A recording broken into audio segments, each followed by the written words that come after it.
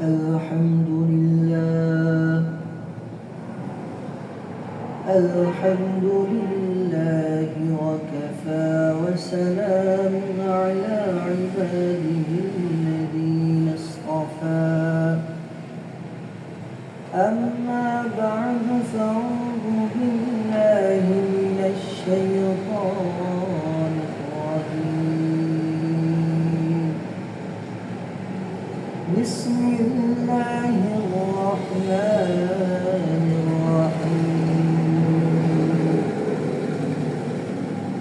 ولتكن منكم أمة يدعون إلى الخير ويأمرون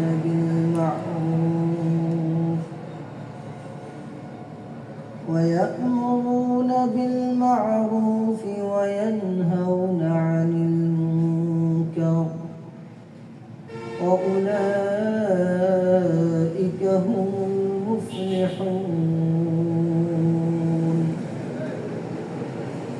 ولا تكونوا كالذين تفرقوا واختلفوا من بعد ما جاءهم البينات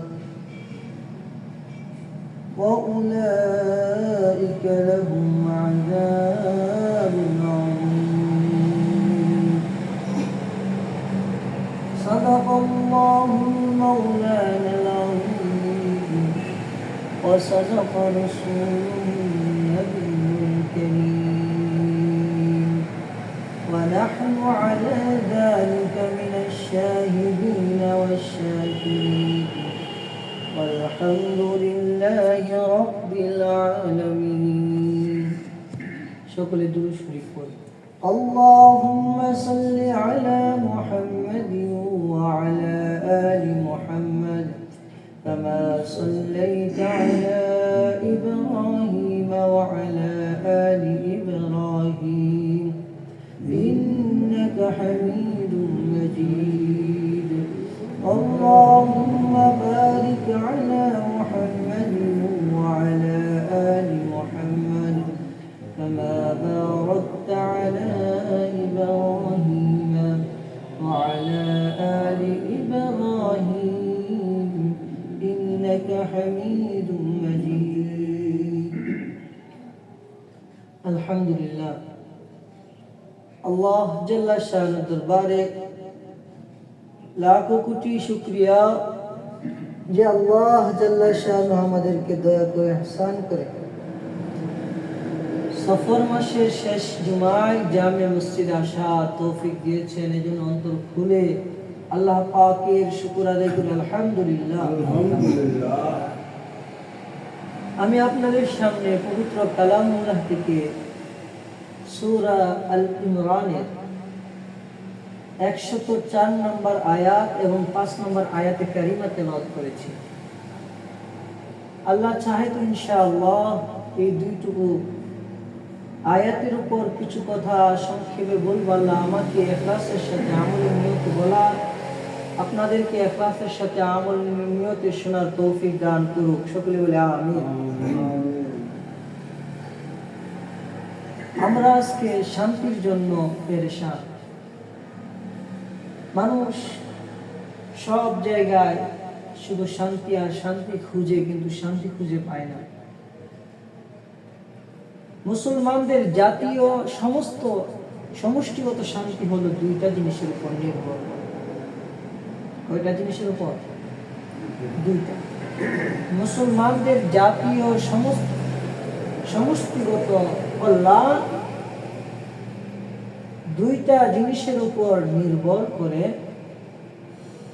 এই দুইটা জিনিস যদি মুসলমান ধরে তাহলে তার শান্তি আসবেই আসবে।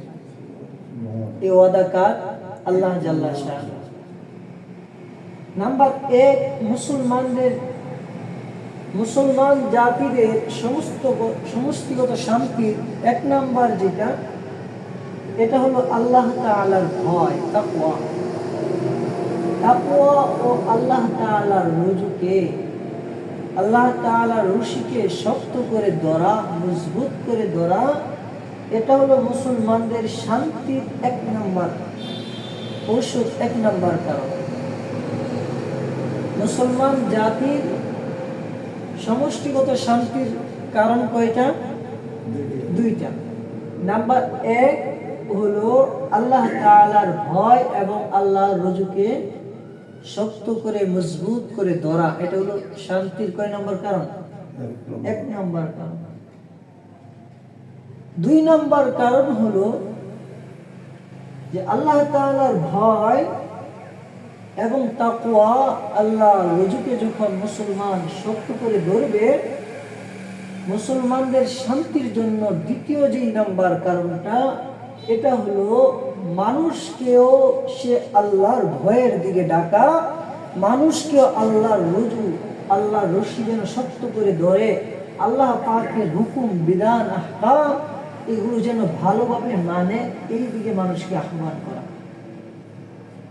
তাহলে এই দুইটা কাজ, নাম্বার এক হলো তাকওয়া, আল্লাহ ভীতি, আল্লাহ তাআলার ভয়। নাম্বার দুই হলো মানুষকে আল্লাহ তাআলার দিকে ডাকা। এই দুইটা কাজ যদি মুসলমান করে, তাহলে মুসলমানের শান্তি কি? নিশ্চিত। মুসলমানের শান্তি কি? নিশ্চিত। আল্লাহ তাআলা কোরআনে বলেন, বিসমিল্লাহির রহমানির রহিম, ওয়ালতাকুম মিনকুম উম্মাতুন ইয়াদউনা ইলাল খায়র। আল্লাহ তাআলা বলেন যে তোমাদের মধ্যে একটা দল এরকম থাকা উচিত। ওয়ালতাকুম মিনকুম উম্মাতুন, তোমাদের মধ্যে একটা দল এরকম থাকা উচিত, ইয়াদউনা ইলাল খায়র, যারা ডাকবে কল্যাণের দিকে। কিসের দিকে ডাকবে? জোরে বলেন, কিসের দিকে ডাকবে? ইয়াদউনা ইলাল খায়র, তাদের কাজ হলো এক নম্বর কাজ, তারা কল্যাণের দিকে ডাকবে। এক নম্বর কাজ কি?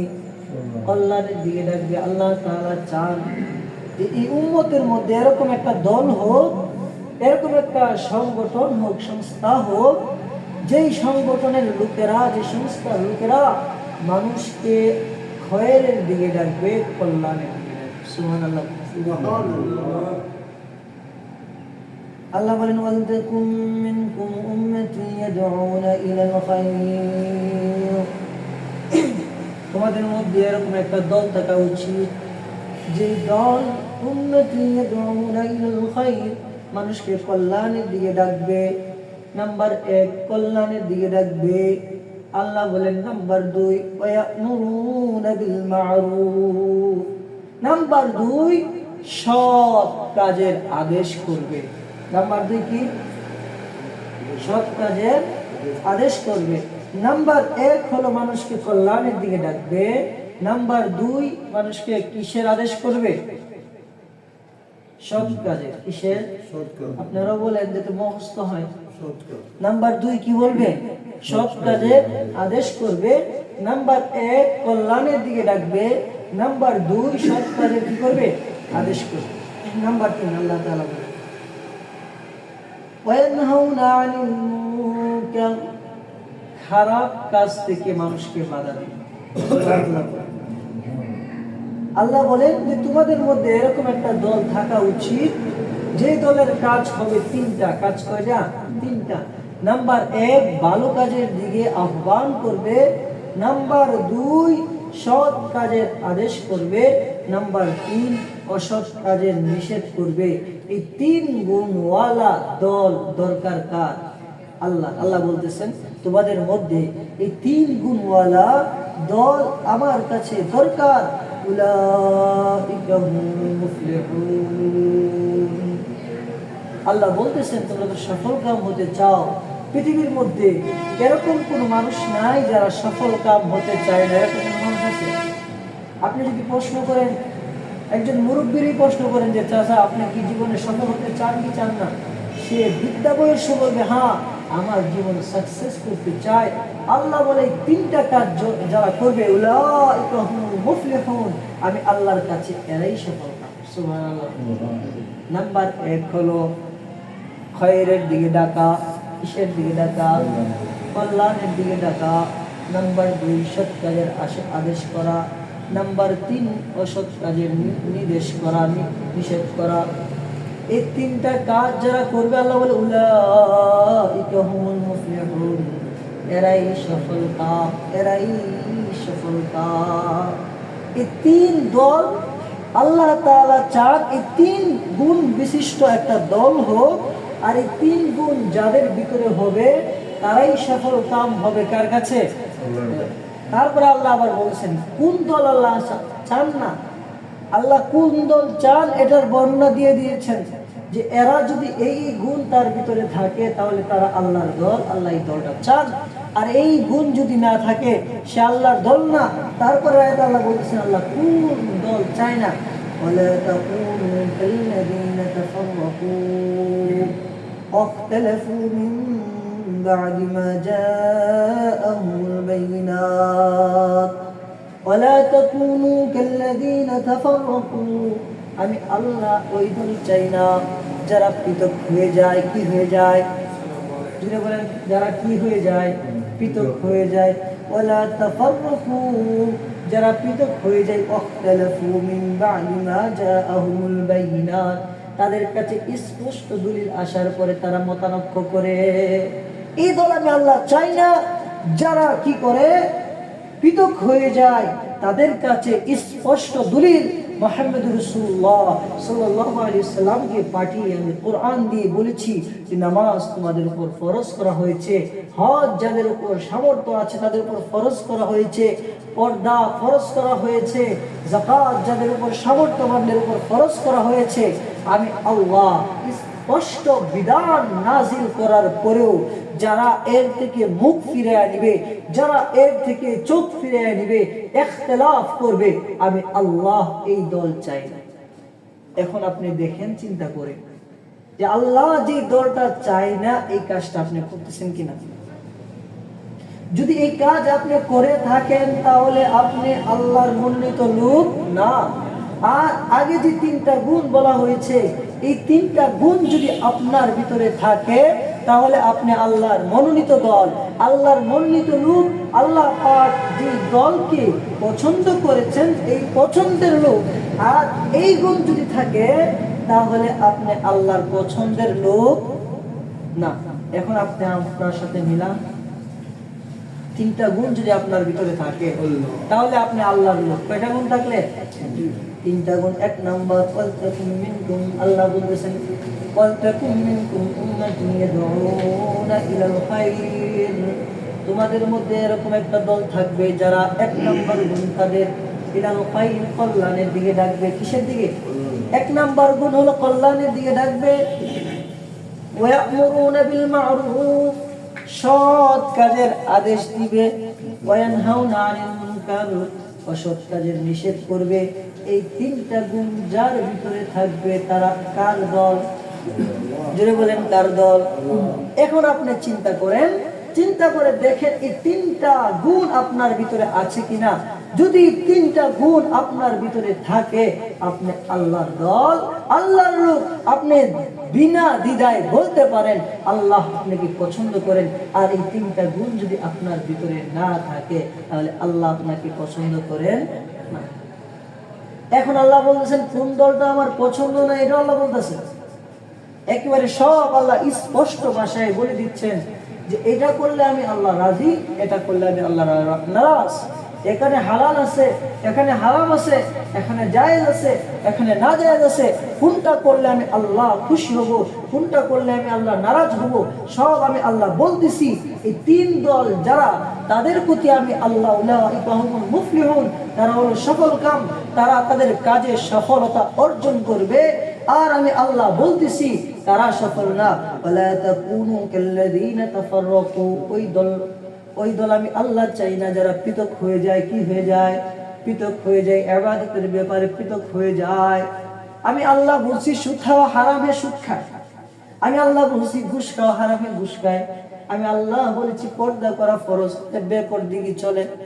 আমি আল্লাহ বলেছি জুয়া খেলা যাবে না, সে জুয়া খেলে। আমি আল্লাহ বলেছি এই চক্ষুটা দিয়েছি, চোখ দিয়ে তুমি কুরআন পড়ো, এই চোখ দিয়ে তুমি হাদিস দেখো। এই চোখ দিয়ে সে নাজায়েজ হারাম নারী দেখে, তাহলে তারা আমি আল্লাহর দল না। কথা বুঝতেছেন? এই আমার কথা, এই কোরআন ওয়ালা তাফাররাকু, তারা পৃথক হয়ে যায় কি থেকে? তালাফু মিন বাদি মা জাআহুমুল বাইনাত, তাদের কাছে স্পষ্ট দলিল আসার পরে, স্পষ্ট দলিল এসেছে যে কোরআনে স্পষ্ট আয়াত তারা আল্লাহ জানাই দিয়েছেন, নামাজ তোমাদের উপর ফরজ, রোজা তোমাদের উপর ফরজ, যাকাত তোমাদের উপর ফরজ। মুহাম্মদুর রাসূলুল্লাহ সাল্লাল্লাহু আলাইহি সাল্লাম যে বিধি বিধানগুলো নিয়ে আসছেন এগুলো তোমাদের মানা ফরজ। স্পষ্ট দলিল পাওয়ার পরেও তারা এর থেকে পৃথক হয়ে যায়, তারা আমি আল্লাহ পাকের দল না। তারপরে আল্লাহ বলতেছেন উলাইকা লাহুম আযাবুন আযীম, এই দল, এই গুণ যাদের ভিতরে হবে, উপরের তিনটা গুণ আমি আল্লাহ যাদের কথা বললাম, নাম্বার 1 গুণ হলো যারা খয়রের দিকে, কল্যাণের দিকে ডাকবে। নাম্বার 2 যারা ভালো কাজের আদেশ করবে। নাম্বার 3 যারা খারাপ কাজের নিষেধ করবে। এই 3 প্রকার দল থেকে যারা বিচ্ছিন্ন হয়ে যাবে, যারা ছত্রভঙ্গ হয়ে যাবে, বের হয়ে যাবে, উলাইকা হুম আযাবুন আযীম, তাদের জন্য রয়েছে কঠিন শাস্তি। তাহলে আমরা কয় দলের অন্তর্ভুক্ত হইতে হবে? কয় দল? নাম্বার 1 খায়র, খয়রের দিকে মানুষকে ডাকতে হবে, ভালোর দিকে ডাকতে হবে, কল্যাণের দিকে ডাকতে হবে। মানুষকে সুদের দিকে ডাকবেন, এটা কি খয়র? ঘুষের দিকে ডাকবেন, এটা কি খয়র? কল্যাণের দিকে, নামাজের দিকে ডাকা, এটা হলো খয়র। এখন কথা হলো সৎ কাজের আদেশ করা, অসৎ কাজের নিষেধ করা। সৎ কাজ কি? আপনার সামনে আপনার ছেলে জুয়া খেলতেছে, আপনার ছেলেকে বলেন বাবা জুয়া খেলা ইসলামে জায়েজ নেই, এটা থেকে তুমি বিরত থাকো। আপনার ছেলে অন্য নারীর সাথে বেপরদিগি করতেছে, আপনি বলেন, বা আপনার মহল্লার কেউ গুনার মধ্যে লিপ্ত, সুদ ঘুষ খায়, আপনার সামর্থ্য আছে তাকে বলা, আপনি শক্তি রাখেন তাকে বলতে, তাকে যদি দমক দেন সে আপনার কথা শুনবে, তখন আপনার উপর ফরজ হয়ে যায় তাকে বাধা দেওয়া। আপনি যদি তাকে বাধা না দেন, গুনাহগার হবেন আপনি। আমার সামর্থ্য নেই তাকে বাধা দেওয়ার, তাকে বাধা দিলে সে আমাকে প্রহার করবে। হাদিসের মধ্যে আল্লাহ রাসূল বলেন, সর্বশেষ যেটা, তুমি যদি তাকে বাধা না দিতে পারো, হাত দিয়া মনে মনে তুমি তাকে ঘৃণা করো, তার সংস্পর্শ ছেড়ে দাও, তার সাথে চলাফেরা ছেড়ে দাও, তার সাথে লেনদেন ছেড়ে দাও। এটাও তো আমরা করি না। সুদখোরের সাথে আরো বেশি চলি, ঘুষখোরের সাথে আরো বেশি চলি, তার সাথে চললে খাবার পাওয়া যাবে, মজা মজা পাওয়া যাবে, এটা আমাদের অভ্যাস হয়ে গেছে। আল্লাহ রাসূল বলেন, তুমি 1 নাম্বার হলো হাত দিয়া থেকে বারণ করা। এটা যদি তুমি না পারো, তাহলে মুখে তাকে নিষেধ করো, এবার এটা করো না। মুখে যদি তুমি না পারো, অন্তরে তাকে ঘৃণা করো, তার সংস্পর্শ ছেড়ে দাও। এটা পারবো তো আমরা ইনশাআল্লাহ। মুখেও বা করি না, হাতেও করি না, আর তাদের সাথে আরো বেশি চলি। আল্লাহ বলেন, এই 3টা দল যারা, তারা হবে সফল কাম। আর এই 3 দল ছাড়া অন্য যে দল হবে, তাদের জন্য রয়েছে আযাবুন আযীম, কঠিন যন্ত্রণাদায়ক আযাব। কোরআনের অন্য আয়াতে আল্লাহ বলেন, কুনতুম খায়রা উম্মাতিন উখরিজাত লিন-নাস তা'মুরুনা বিল মা'রুফ ওয়া তানহাউনা আনিল মুনকার। রব বলেন, কুনতুম খায়রা উম্মাতিন, তোমরা হইলা সর্বশ্রেষ্ঠ জাতি। আল্লাহু আকবার বলেন। আমাদেরকে আল্লাহ বলতেছেন যে আল্লাহ আমাদেরকে তৈরি করেছেন, আল্লাহ যদি আমাদেরকে বলেন তোমরা সর্বশ্রেষ্ঠ জাতি, তাহলে আমাদের আর কোনো চাওয়া পাওয়া আছে? একজনে বলেন চাওয়া পাওয়া আছে? আপনি ঘরে বিবাহ করছেন, আপনার বউ যদি, স্ত্রী যদি বলে আমার স্বামী সবচেয়ে শ্রেষ্ঠ স্বামী, আপনার আর কিছু লাগে? বলে আর কিছু লাগে? আর স্বামী যদি বলে আমার স্ত্রী সর্বশ্রেষ্ঠ স্ত্রী, হাদিসের মধ্যে আসছে, যদি কেউ একজন স্বামী মারা যায়, স্ত্রী যদি বলে আমার স্বামীর মতো ভালো মানুষ পৃথিবীতে আর হয় না, ওই স্বামী সরাসরি জান্নাতে চলে যাবে। স্ত্রী মারা গেছে, স্বামী যদি বলে আমার স্ত্রীর মতো, আমার স্বামীর মতো স্বামী পৃথিবীতে হয় না, ওই স্বামী জান্নাতে চলে যাবে। স্ত্রী ভালো বললে এই একটা ফায়দা, এই মনে একটা আনন্দ লাগে। আর জি আল্লাহ খালেক মালিক, আল্লাহ আমাদেরকে সৃষ্টি করেছেন, আল্লাহ বলতেছেন কুনতুম খায়রা উম্মাহ, তোমরা হইলা সর্বশ্রেষ্ঠ জাতি। সুবহানাল্লাহ। এখন সর্বশ্রেষ্ঠ জাতি আল্লাহ বলছেন, আল্লাহর খেলা হইলো আগে খুশির সংবাদ দিয়া পরে শর্ত দেয়। এ বুঝেন নাই? আগে খুশির সংবাদ দিয়ে পরে কি দেয়? শর্ত দেয়। এই বললো, এই তোমরা অমুক জায়গায় গেলে 1 কোটি টাকা পাইবা, সব ফাল্লায় দাঁড়ায় যায়, দাঁড়াইবো না? এখন যদি আমি বলি যে আজকে 1টা বাজে দাঁড়িয়ে বাজারে যে যাবেন 1 কোটি টাকা পাইবেন, তা আপনারা দাঁড়াইবেন না? কি বলেন, দাঁড়াবেন না? এরকম কোন আছে যে দাঁড়াবে না? এরপরে তবে তবে শর্ত আছে। শর্ত কি? বিবাহিত হইতে হবো, অমুক শর্ত অমুক শর্ত, 4-5টা শর্ত দিলাম, তাহলে সে 1 কোটি টাকা পাবে। তারপরে যারা এই শর্তের আওতাধীন হবে তারা টাকা পাবে, আর যারা আওতাধীন হবে না তারা পাবে, তারা কি হয়ে যাবে? বাতিল হয়ে যাবে। আল্লাহ পুরা জাতিকে বলতেছেন কুনতুম খায়রা উম্মাহ, তোমরা হইলা সর্বশ্রেষ্ঠ জাতি। সবাই খুশি, আই আই আল্লাহ আমরা সর্বশ্রেষ্ঠ জাতি বলে দিছে, সর্বশ্রেষ্ঠ জাতি বলে দিছে। আল্লাহ বলে থামো থামো, উখরিজাত লিন্নাস, তোমাদেরকে বের করা হয়েছে মানুষের জন্য। যারা নিজেকে মানুষের জন্য বিলায় দেয়, 1 নম্বর শর্ত হলো উত্তম জাতি। 1 নম্বর শর্ত হলো যারা নিজেদেরকে মানুষের জন্য বিলায় দেয় তারা হলো উত্তম জাতি।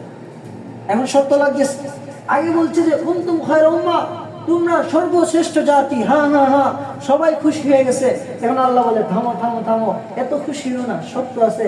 উখরিজাত লিন্নাস, তোমাকে আমি আল্লাহ মানুষের জন্য বের করেছি। মানুষের জন্য বের করেছি এর অর্থ কি?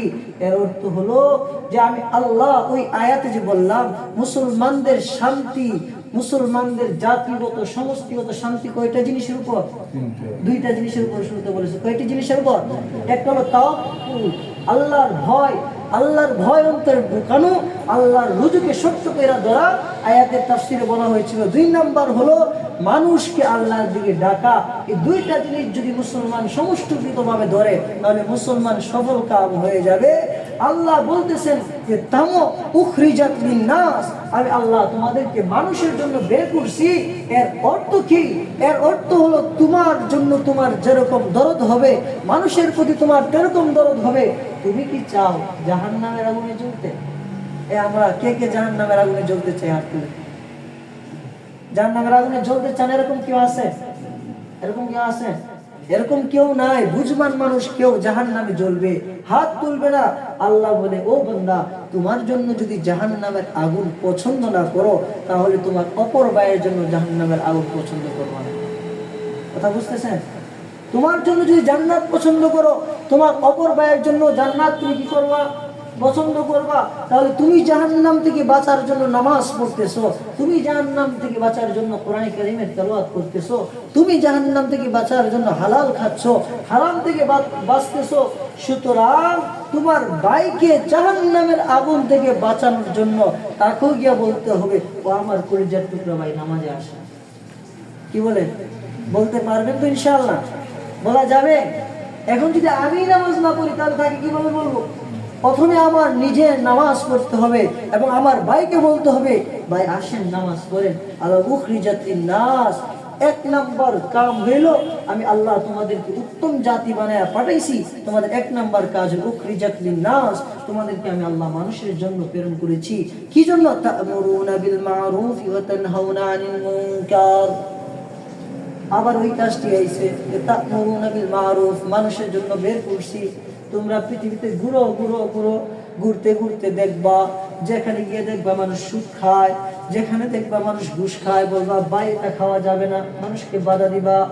আর মানুষকে বলবা ভাই নামাজ পড়েন, রোজা রাখেন, হজ করেন, যাকাত দেন, হারাম খায়েন না, ঘুষ খায়েন না। এই কাজগুলো বলার দায়িত্ব হলো তোমাদের। তাহলে তোমরা সর্বশ্রেষ্ঠ জাতি হইবা।